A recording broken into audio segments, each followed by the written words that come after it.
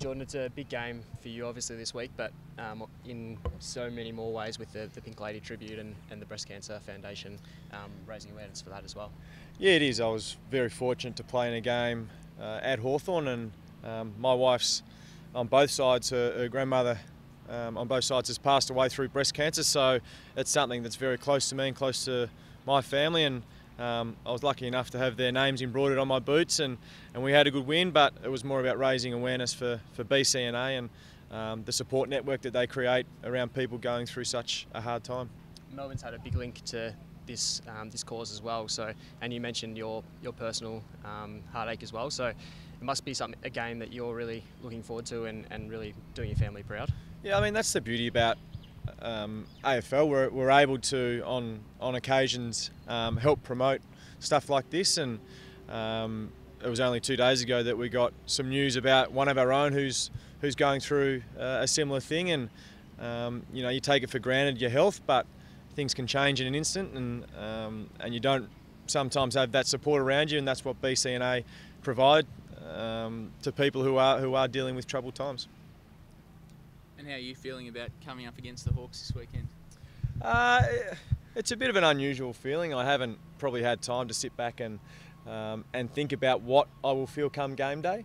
I've still been communicating with the boys every week since I departed from Hawthorn, so it'll be weird going out there and playing against them. But at the end of the day, you've sort of just got to put that into the background and concentrate on what you can control. Did you mark this one on your calendar as soon as the fixture came out? Yeah, I didn't want to miss it. That's certainly a thing that you don't want to miss, playing against your old side. But I would have liked to have played every single game up until now, but unfortunately missed a couple. But yeah, it's nice to be back. Do you feel like you've changed much as a player since you joined Melbourne from Hawthorn? I don't think so. I think I'm still playing a pretty similar position that I was playing at Hawthorn, that be wing, sort of a little bit of half back probably that I didn't play at Hawthorn, and midfield. But yeah, I feel like I'm the same sort of player, yeah. Do you reckon you'll be targeted by the Hawks? It's hard to say. I mean, it doesn't really bother me, to be honest. There's rules in place that you can only go so far, so my object will be the ball, and that would be it. What about the chat? You'd be expecting a fair bit of banter out there? It's one of those things where you know these guys inside out, so nothing will be new. And I think that, for me, that's sort of gone out of the game a little bit. Nothing can really throw a player off their game, no matter what they say. So, yeah, it'll be interesting. Do you feel like you've got a point to prove coming up against the Hawks? No, not really. I think I was involved with that club for 12 years, and I think I proved myself you know, within that 12 years and was quite successful. So I don't think so. I want to go out there and prove to myself that you can play well in an unfamiliar sort of week. I mean, grand final week is unfamiliar. You've got to absorb whatever comes that way. Playing against your old side is unfamiliar, and you've just got to embrace it, enjoy it, and hopefully play well. What about seeing them in the predicament they're in now? Do you take any satisfaction from it? No, I don't think satisfaction is the right word. It's you know, it's a hard position that they're in, and I know the people within that organisation are working overtime to probably try and rectify that and get them back to where they think they should be and where they have been for so long. And it's inevitable that a side has a dip every now and then. We've seen it with Geelong and now Sydney, and maybe it's just Hawthorn's turn. Jesse Hogan's back in town. Have you spoken to him much since he returned, and do you expect him to play? Yeah, Jess was there yesterday, and I think the football club environment is probably one of the best environments to be in when you're dealing with something like the loss of someone or the illness of someone, and he was there yesterday and in really good spirits. So whether he plays or not, that's probably not up to me. It's up to him whether he feels comfortable enough. But from what I saw yesterday, he's in good spirits. Coming off your suspension, did you feel fresh, or did you feel like you weren't able to run the game out as well as you had in the last couple of weeks? Yeah, it was probably quarter by quarter. The first quarter I felt really good, and then probably blew up a little bit in the second quarter, but then the second half found my second wind, as they say, and finished the game off really strongly. So, you know, we've had a really good week this week in terms of just based it around recovery, so I feel pretty good going into this week's game. Against Essendon, there was a couple of passages of play where you were in the middle of the ground, teammates elected to go down the line, and I suppose you showed a little bit of disappointment that you didn't receive the ball. Is it just taking a little bit of time to get used to playing with different teammates? Yeah, I think so, and I think we probably didn't move the ball the way that we wanted to move the ball, and it wasn't.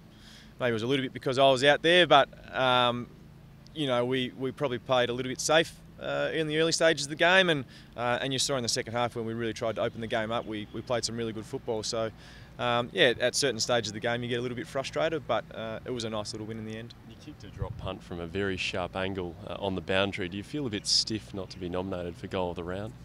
No, not really. I mean, when you see some of the goals that get kicked throughout the round, they're pretty special for me. It was just something that I've practiced, and I think a left foot drop punt is much better for me than a right foot snap, because it could have gone anywhere. You're going to be playing against a lot of mates on Sunday, but I guess Ruffie in particular must be one that's going to be a bit strange coming face to face with him in different colours. Yeah, the last time I played against Ruff was in 2004 in Moe, when he was Gippsland Power and I was Geelong Falcons. So it will be a little bit strange, and I suppose from my point of view it's just fantastic to see him out here, and they are going through a little bit of a tough time at the moment, but you need to put it into perspective. He was seriously ill last year, so for him just to be out here and participate in the game that he loves again, for me that brings great joy. Is there an extra competitive edge for you this week, really wanting to win? I think you want to win every week, and I think if you come up against a side that you've been a part of for so long, you don't want to let the side down that you've come to. So I want to win every week, and there's no doubt I want to win this week as well. And what are your feelings about the Hawks now? Is there bitterness there towards Clarko or towards the way it all unfolded? No, not at all. And I think the way that it ended was a shock to me, and I've said that. But I'm not one of those people to hold grudges and not move on. I've been given a fantastic opportunity at Melbourne, and that's the way that I look at it. I could have been at Hawthorn this year, and the same season might have unfolded, and that might have been the end of my football career. But I've been able to prolong that at a side like Melbourne that I think are going places. Just touching on that, is there a sense of relief maybe that you did get out when you did, because you've joined a club on the way up versus leaving one that's seemingly on the way down? Yeah, I mean, hindsight is wonderful, but I suppose when you're involved in the club, you never can foresee anything like that happening. And Melbourne are they're on the incline, but we've still had hurdles this year, so everything isn't as rosy as you would like. But I'm not too sure that anyone at Hawthorn would have foreseen the season starting the way it has. Has it come as a shock to you, how they've gone?